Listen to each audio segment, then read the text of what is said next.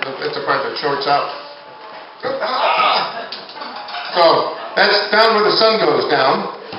That's Kim Cusack on the clarinet here. Kim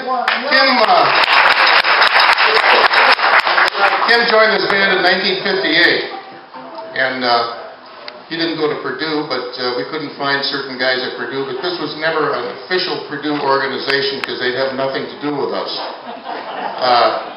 But we were interlopers, and we utilized a lot of free rooms and things, and played a lot of concerts in the Union Hall, and played a lot of concerts, well, not concerts, played a lot of beer parties and things around town. Hacker's Cabin, and here, yeah, especially here. Well, this is the only house on the hill where you could do the backstroke and beer in the basement. Tommy Bartlett started with a band around 1958 as well, as a young boy coming to Purdue.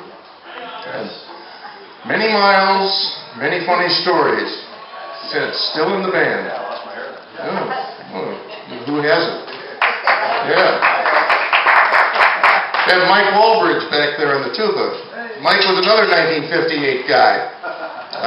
Mike lives in Chicago. He is still a 1958er. But amazing how these guys hang in when they have a great vacation policy. We have a wonderful vacation policy with this band. We're off almost 50 weeks a year. And if you guys will have us here next year, is it okay to leave our stuff?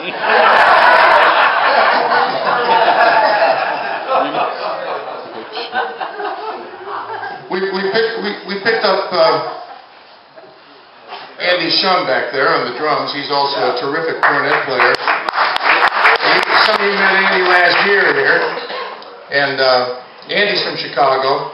And that's what we do. I told Andy, I said, you know, look around the band here, Andy. There's a lot of openings coming up soon.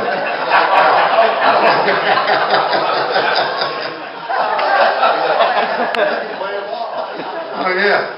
And we have Jack Kunzel on the banjo. Jack joined us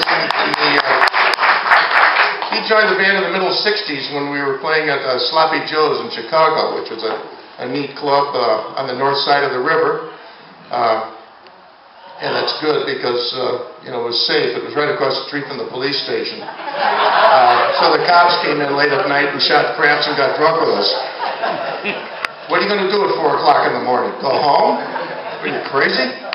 And, you know, yeah, there's no future in that. And now Tom Hanshaw, of course, he's been sitting in with this band since he was a pledge here at the SAE house. And Tom still comes back once a year for his annual gig. I'm still a pledge. Yeah.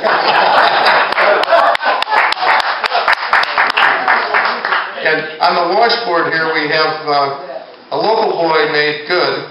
We have Dick Carner. Dick was in one of the real early Salty Dog bands, and but then he made his fortune running the XXX root beer stand for many years. So this is the guy who gave you all indigestion in college. Then, well, yes. And on piano, we have the lovely Mary Green, who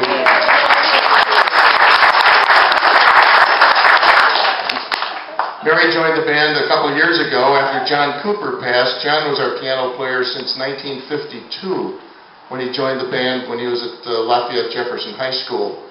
And you just don't know what you're getting into when you get into a group like this, because late 56, it was late in the year, and I was a freshman, and I got a call from a tuba player in the band and from John Cooper, and they said, hey, could you come with us Friday? I said, sure. He said, we'll pick you up around noon. Okay, I don't know what's up. I get in Bob's car. I said, where are we going? He said, oh, we're going to Madison, Wisconsin. We're going to Appleton, Wisconsin. Then Sunday night we play in Chicago. So, you know, since then I've never had a cornet case without a toothbrush in it. And that was 56. That was my first soiree with the Salty Dogs. But in those days, there was a lot of stuff. These bands were revival bands. And they had bands from Princeton, the Tiger Town 5, Eli's Chosen 6 from Yale, the Dartmouth Indian Chiefs, the Salty Dogs. And the Salty Dogs are still active, doing it, and still making the big bucks. Yeah, the huge bucks. But these were revival bands that went back and played their own style of the bands that played in the early 1920s, the King Oliver Band, the Louis Armstrong bands, and a lot of those things. The great bands out of Chicago, that were in those days. Chicago was a mecca of that, but the real mecca of jazz in those days was Indiana, because that's where the Jeanette Studios were. They all went there to record.